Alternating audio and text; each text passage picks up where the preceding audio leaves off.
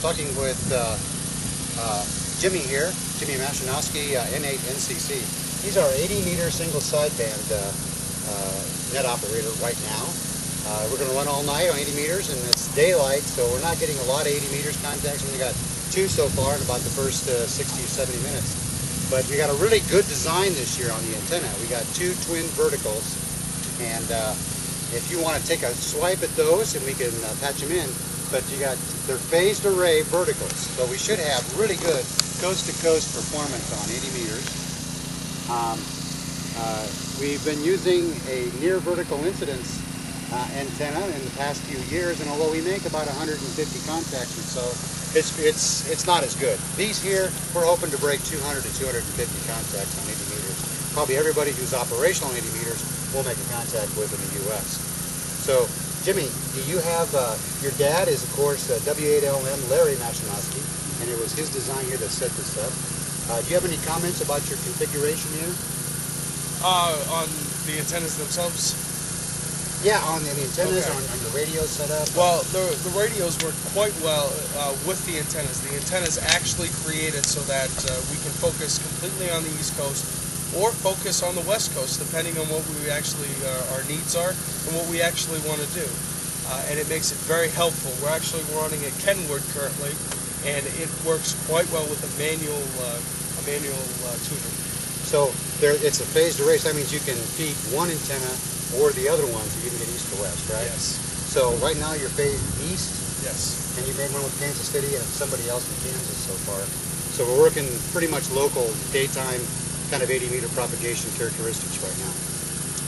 I see that you've got a laptop for your login. What is that? This is just a netbook that we actually have. It's an EPC, and it's quite simple.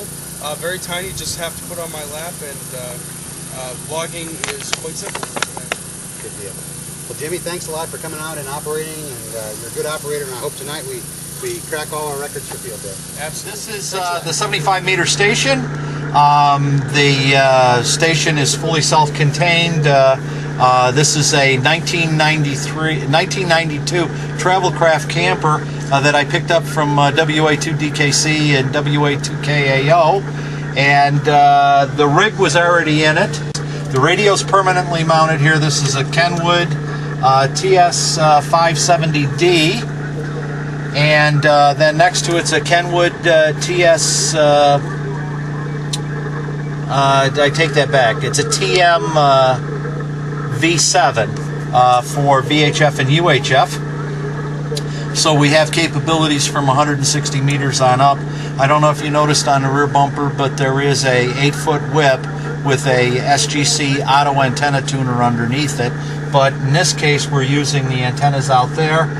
We have an antenna tuner up here that's optional that we're using just because we want the watt meter. And then this little switch right over here, I don't know if you can see it or not, there's an AB switch.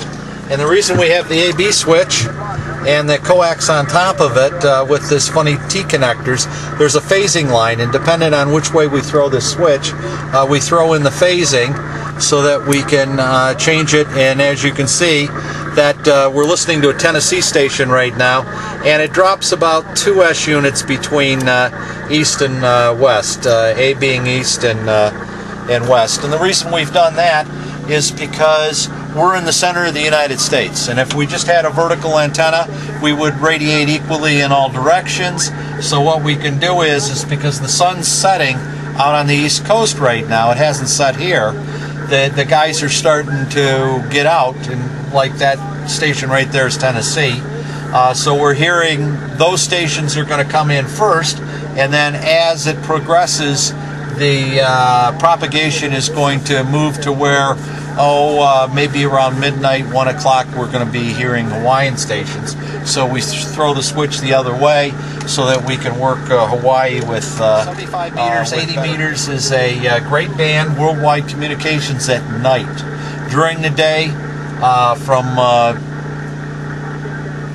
1 o'clock when the contest started till about 5 p.m., we only worked five stations. 3 of them in Kansas, then we worked South Texas and North Texas, which is basically about 90 to 100 miles during the day. At night, this thing is going to go to where we're going to be able to work everything. A little bit of noise. It is a noisy band, but we have a digital signal processor on this radio. The D stands for the digital signal processor, so we can tune out the static and that kind of stuff. This laptop that we're using is really not a laptop, but it's called a netbook. As you can see, it's not too much bigger than my hand. It's only a 9-inch screen, but these things are really neat. They don't have DVD players, and they don't have lots of options. There's just basically a mid-sized computer in it and a 160 gig hard drive, and these things are great for this kind of application. And it's nice and small.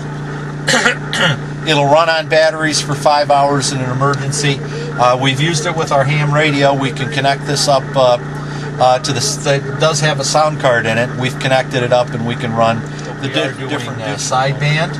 And this is our little station, our home away from home.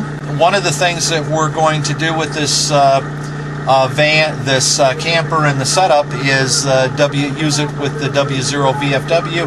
In fact, July 17th, 18th, and 19th, we're going to take this out and use it as a special event at the VFW reunion for all the veterans. It used to be just the Vietnam veterans, but now with all the guys from Iraq coming in, we're going to show them ham radio, demonstrate it, and of course, if we have to, we can gear this thing into emergency duty should there be any kind of disaster communications.